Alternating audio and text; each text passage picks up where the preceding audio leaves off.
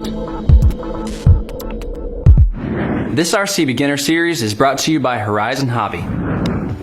Hey, welcome to Flight Test. I'm Josh, and this is Josh. Hi. And today is episode 4, A New Hope of our Beginner Series. You're gonna be in the air, my friends. That's right. Today is the day. Yes. Now, if you haven't seen the previous 3 episodes, the previous episode to this was to this one was control systems. Yeah, but we also covered picking out the right plane and basic also aerodynamics. Right.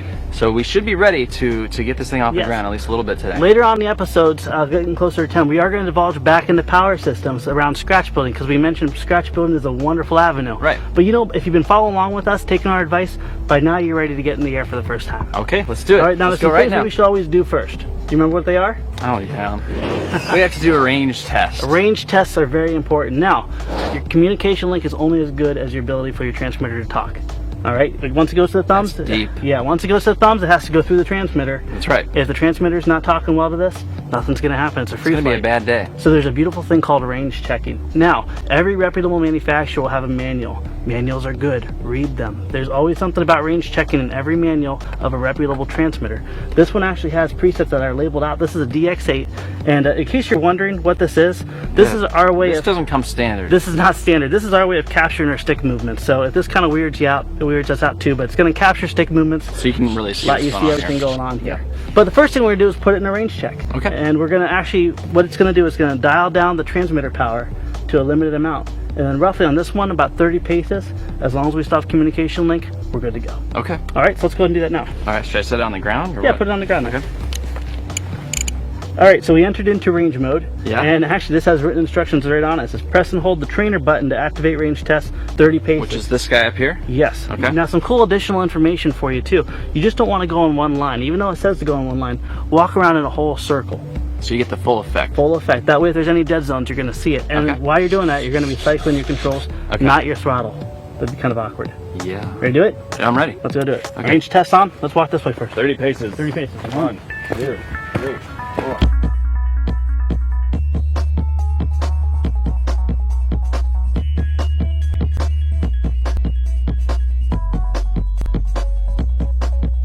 Okay, everything checked out good, right? Yep, but we got a good exercise too. Run it up. Yeah, we did. We're not ready to run it up yet, brother. There's a couple other things we have to test too. Okay. Mainly your battery. Now, Oh, we yeah. just range checked this here. It didn't take too long. Always make sure you start with a fresh battery. And there's a couple ways you can do that, isn't there? Yes. All right, what's the one? It's in your pocket. Yeah, I have this little gizmo here. Yes, Battery checker. a battery checker. They come in all different brands, makes, sizes. Basically, it's going to tell you the voltage of your battery. Now, if you're unclear, some of the voltage checkers actually even have like a little fuel gauge where it says full or empty. But 12.6 is your maximum voltage. You don't ever want to be flying it if it's under 12 volts. If you just taken off the charger and it's a full charge, it's registering the proper voltage, you can take it from there too. But always make sure you check it. Nothing's more embarrassing than when you're taking off and your battery dies when you're going down. Not good in the batteries either. You done? All right. There's one final thing. You want to take a guess what that is? CG. CG, center of gravity. Very important. And also, always check your CG every time you go out to the field, every time you change your pack. Reason being, not all packs are made the same, and oftentimes the battery placement is what is important to give your plane proper balance. Now, what do you think CG is? Center of gravity. Yes, but why do you think it's important for a plane? Oh, because you don't want it to be too heavy on the front or on the back. Exactly. They fly crazy. They just, weird things happen. You know what? As a favorite friend of ours says, a nose-heavy plane flies poorly, a tail-heavy plane flies once. That's deep. That's deep, isn't it? Who is that? King Solomon? The guy running the boom mic right there. It's David Vindestal from Sweden. Oh, cool.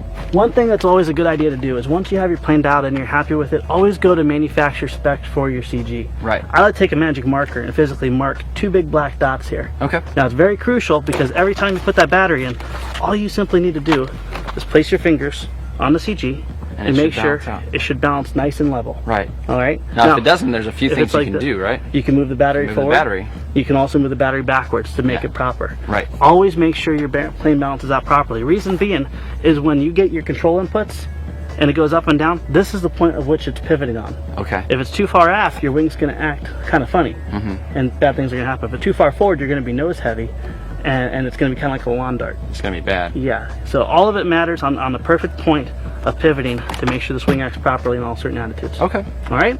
All right. Now the CG is done. We have a good battery in it. What do you think is next? We should probably label our plane. What Yes. if you're flying out there you lose sight of it, it falls, and you don't know where it fell. It's not an if, it's a when, my friends. Because as you fly more and more, you're going to be pushing the boundaries. Put your name and number on it so that a nice neighbor can bring it back to you.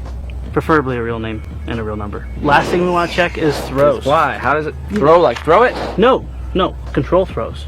Left is left, right is right, up is up, down is down. Now there's a couple fun methods for this, isn't there? We went over that already in an earlier episode. We did. And as a matter of fact, if you listen to the basic aerodynamics, you'll understand how control throws work. But long story short, there's a couple different methods really quickly. Your control input for your rudder, left is left, right is right. Pulling back on the stick should give you up. Yeah. Forward, down. Right. Of course, your throttle. And this is a 3-channel, so we don't have to worry about our ailerons. There's also the high five method. But if you've learned about basic aerodynamics, you can just do a visual check. You'll understand how the airflow works, how the plane reacts. You're really smart. You're really smart. Now let's fly. let's ready to fly. Yeah. Now, there's always other methods of learning how to fly. If you have a buddy that's helping you get in the hobby, there's things called buddy cords and trainer boxes and things like that. Those will enable your buddy to override you when you get in trouble. You're going to be able to learn and make a lot more mistakes a lot quicker. But we're going to assume that if you're teaching yourself and you don't have a buddy to get in the hobby, we're going to go with that method. Okay? Okay. So the first thing you want to do is learn to taxi your airplane. And now we're going off of a hard surface runway, mainly because these wheels on these electrics are so small. Tiny. You can't really go through the grass with Put it it. in the grass. Unless it's a bigger plane, it's just not going to go through very well. Yeah. Now hard surface enables the plane to roll really well, but also it's key to learn how to make your plane track straight. Okay. Now on a 3-channel airplane, the rudder is going to be on your right stick. Okay. And that's also going to be what steers your airplane. Right. Another important thing is to keep a little bit of back pressure, keeping that elevator planted on the ground. Okay. Let's go ahead and just taxi it around a little bit, okay? Okay. First thing you want to do is make sure the plane tracks straight. Very nice. Now, as you can see, Rocks. you see how much effect that rudder has on it. Yeah, wow. But Even if when it's not in the air. you don't want to get the plane going too fast, you don't want to steer it too quickly, or do something called a ground loop. Okay. What's that? Ground loop is where it kicks up on a wingtip and tips over. Okay. All right? This is also really good exercise on directional. When it's coming towards you, it's going to be backwards. That'll Right. really play Correct. key later on. Yeah. So let's talk. Your controls are all trimmed out nice and neutral, Yeah. but it's not traxiing straight. What do you think we adjust? It's probably the wheels. The wheels. The wheel landing gear could be crooked. And also the tail wheel could be crooked. Yeah. So check to make sure that these are properly pressed in and not bent in any way, which is Everything's causing you to straight. turn. Exactly. How do they look? Looks good. Taxiing pretty straight. Okay. All right.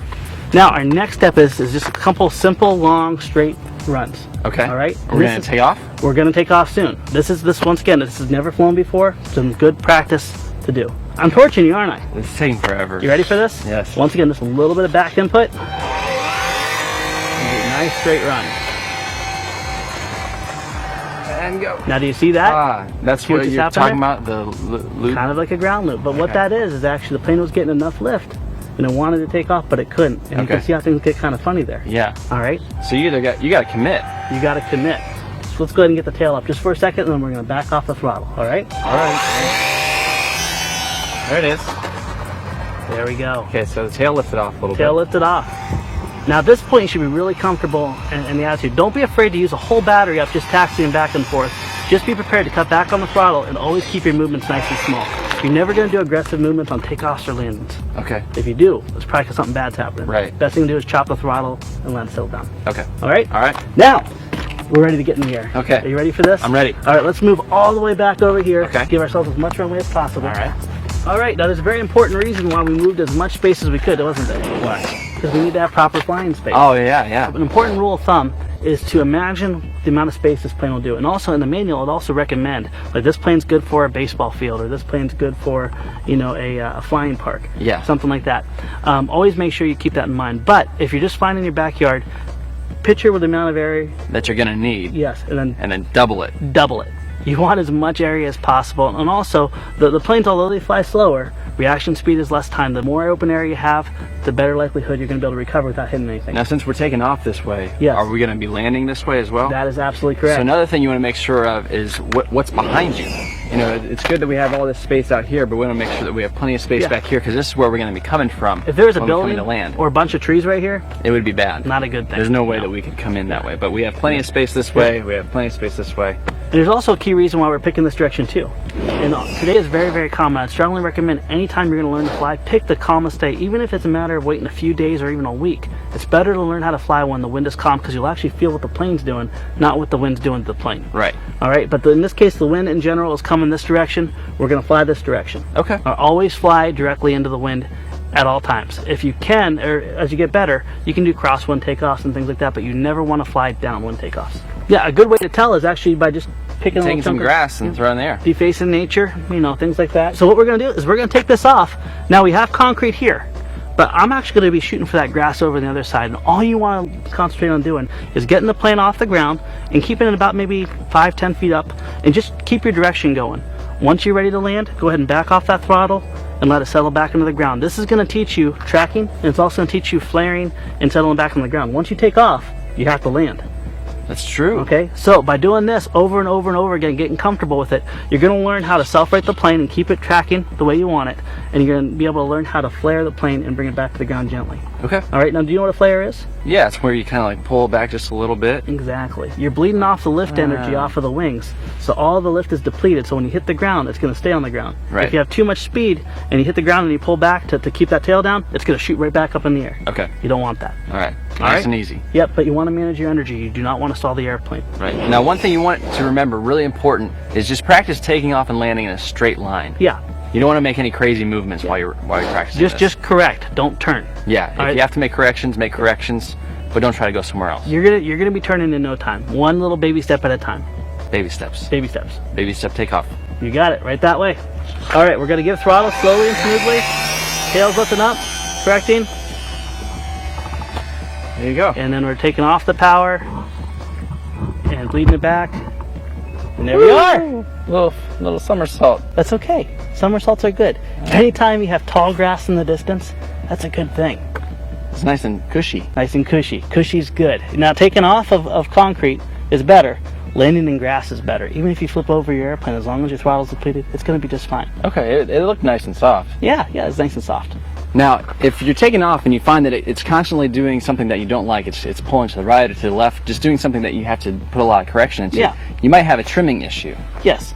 And trimming issues is simply, basically, minutely, permanently moving the control just ever so slightly to counteract that. Yep. So say the trim was always wanting to go to the right. To the right. Or to the plane was always wanting to go to the right. So instead of you having to constantly hold to the left to make everything correct, you just trim it. Couple little clicks. It's just this button right here. And put simply, it's like basically holding the stick a little bit to the left all the time. But you don't have to do it. It's doing it for you. Exactly. You always want to have the plane, before you fly it, trimmed up properly. And it's not a bad idea to hop the plane up in the air and feel the trims before you take off almost every flight. Make sure everything's good. Yeah.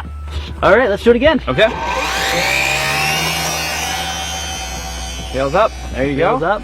And see a little Keep it wind level. gust. There you go, yeah. You're just correcting. And a nice little Back somersault. down on the grass again. All right, one last time. Do it again. All right, here you go. Tails up. Yep. Little tiny controls are crucial. Hey, There you go. came back down. Not too bad, huh? All right. All right. At this point, you should be really comfortable, and you should also realize that tiny little inputs are all that's needed to fly this plane properly. Right. If you have to put really aggressive inputs, There's something wrong. Check your manual, make sure your specifications and the plane is dialed in. Every reputable manufacturer will have the throws that they suggest to dial your plane in, and if it's a bind and fly or ready to fly, they'll be very, very clear about that, or they'll already be pre-installed. Always go back and validate that. Okay. Okay?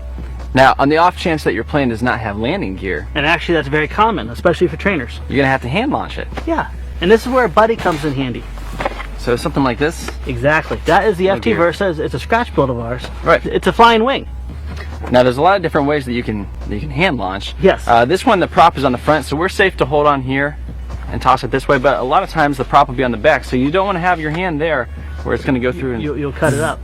not good. Not good at all. So another way you can launch it is by wingtip Yes. launching. And you got that absolutely right. Now, there's an extensive video on this too. Yeah, we do have one. Yes, but wingtip launching is much safer for pusher style airplanes because you're nowhere near the prop. Yeah. And that's all about safety. Yeah. And why don't you demonstrate a simple wingtip launch? Sure. Well, you want to keep it level. You don't want to be launching it like this. Exactly. Exactly. But, just keep it level. Keeping it's very much the same as throwing a frisbee. Have you ever seen those backhand frisbee throwing? Right. So you're going to maintain your energy. You're going to release it not when it's coming across you, but when it's coming straight in line beside you. Exactly, with enough airspeed. And this is where it's always good to have a friend helping you out with Yeah. this. That way you can keep both hands on the sticks and the controls. It's a complicated thing if you got to do it all by yourself. Absolutely, absolutely. But other than that, a simple launch should always carry moderate power. You don't want to be full throttle. You want to be roughly anywhere from half to 3/4, depending on the type of airplane. If you go too high on the throttle, the actual torque of the motor is going to override and cause it to bank pretty severely. You want to show them how to do it? Yeah. So of course we checked our CG, the battery's in the proper place. Right. And we're going to do the exact same process as we did on the concrete, but we're going to move over to the grass here. Yeah. And land it in the grass. Okay. All right. Now just make sure when you throw it, you keep it level. Let the plane do the lifting. Yeah. Let the energy of the prop carry it. Yeah. Not So much you don't want to throw it. it. You don't want to throw it hard. Let the plane do the work. You just launch it. All right. I'm going to go to roughly half throttle here. All right. Ready? Yep. How's Nice. that? Very nice. And a little flare. There we go. Okay. Beautiful thing about belly landing airplanes is it's much easier to keep from flipping over. And also, you don't have to worry about tracking everything because it just skids to a stop. Nice. All right. Now let's go ahead and do a wingtip launch. I'm going to release right here. Exactly. Right, I'm not going to bring it all the way back around to my buddy here. No, that would be very awkward. And I'm going to keep my hands on the sticks. And once again, don't go in a high altitude. Don't go too fast. Don't spike it into the ground. Nice, level, and easy. And if it doesn't feel like there's enough prop to carry out of your hand, probably not enough power. Okay. You ready, brother? Yep. And once again, we're just going to go ahead and maintain one direction. We're not going to do any turns. Nice flare. Little flare at the end. There you go. There we go. And everything with flaring is all about depleting the lift energy from the wings. Whether it's a fast plane, slow plane, 100cc in the future, it's all about depleting the lift. You don't want to go ahead and touch down the ground without depleting most of that lift, or else you're going to shoot right back up in the air. Okay. All right? A plane that's flying and touching the ground too fast is a touch and go. You like that? I did. Easy touch, You can and then touch you and go. Okay. So for takeoffs, Yes. things to remember. Yep, is get your speed up, keep it tracking straight, lift it off, keep your wings as level as possible, always small maneuver or small Right. movements. Only make corrections. Small corrections, yes. Turning's going to come later. Right. Now with landings, it's going to be the exact opposite. We're going to keep on maintaining that just straight track. Yeah. We're going to keep into the wind, and then as it gets closer to the ground, we're going to go ahead and start bleeding off that speed. You don't ever want to bleed off the speed while you're high up in the air, because what does that give you? Stall. Stalls are bad. Stalls are bad. And a flare high up is nothing more than a stall. A flare right above the ground, you're actually stalling the wing, but the moment it stalls is the moment. Why don't you show it real quick? One more time? Yeah, sure. All right. All right. Half throttle. When you go to land, you're going to slowly bleed off the energy and decrease your power. Nice. As it slowly comes there, you're going to keep on pulling back, and theoretically, once you're about ready to touch the ground, your stick should be almost all the way back. Okay. All right, that's going to be the point at which you know that you're just about ready to stall. All that energy is about to leave, and then it touches the ground. Nice. Exactly. So always maintain small inputs. And for now, keep it straight into the wind. If you take off into the wind and you're staying straight, you should be landing into the wind as well too. Okay. Now there's a lot more to cover about flaring, and we have a very extensive video that'll show you a lot of things about glide slope, finding your glide slope, and it'll be linked down below. So by all means, go to that video, watch it. It's going to be very complete. But don't just go ahead and do it real time with what we did. Do 3 or 4 batteries like this. The better you do on your takeoffs and the landings, the better flight experience you're going to have later on, because that means when you do get low to the ground, you'll know exactly what to do. Now with hard surface landings, we alluded to it, but everything's going to be the exact same process. Flaring is flaring, but when you touch down an aircraft with wheels on a hard surface, you're going to have to maintain that speed because it's not going to bleed off as quickly. Or else you're going to flip, right? You're going to flip a ground loop, absolutely. Okay. So keep it tracking straight. This is very important to get your taxiing down on a hard surface, because when you touch down again, you're high-speed taxiing once again. Okay. So as you touch down and maintain it, throttle goes all the way back, or let the speed decrease and maintain direction until it decreases enough where you can turn it without it tipping over. Okay. Don't try to turn it too quickly or it's going to grab a wingtip. Okay, so to sum everything up, do a transmitter range check. You want to check your battery. Check the center of gravity. Yep. Check your throws. Make sure that the throws are left is left and right is right, up is up, and down is down. Be a good idea to label your plane. Yeah, in case you have a flyaway. It. And then when you're getting into the air, small inputs. Small movements, and practice taxiing around a little bit. You know, practice seeing how the plane tracks and everything. Make sure if anything does pull, correct it. Whether it's a landing gear or trims, make sure you correct it so it tracks nice and straight. Always take off into the wind, and don't just jam full throttle. Slowly apply your throttle. 1 Mississippi, 2 Mississippi, 3. Don't just jam it all the way forward, or the torque of the motor is going to have some steering issues with your plane. Keep everything level. Yep.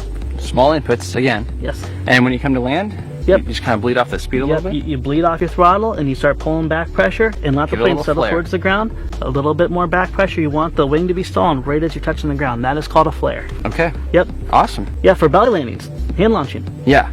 Yeah, when you hand launch, you want to keep it level. Yeah, make sure your hand's not going to go through the prop. Right. Allow the plane to do its job. You don't have to throw it hard. You don't have to try to throw it up into the air. Yes, and having a buddy is very good for hand launching. Hey, buddy. And belly landings are the exact same as any other type of landing. The only difference is obviously your speed's going to be depleted and you can't taxi, so you have to go walk. Right. All right. Okay. Now it's going to be your turn to fly. Yes, but before that, we want to thank you guys for watching, and thanks Horizon Hobby for sponsoring this beginner series. And if you guys missed any of the earlier episodes, make sure you go back and check them out because there's a lot of really helpful information. And in our next episode, you're going to see how to turn left and right, and that's going to be where we're actually talking about flying patterns and more the cool advanced stuff. things. The cool stuff. You're getting there, friends. All right, we'll see you guys next time. All right, let's put it on the battery My and turn. U-turn.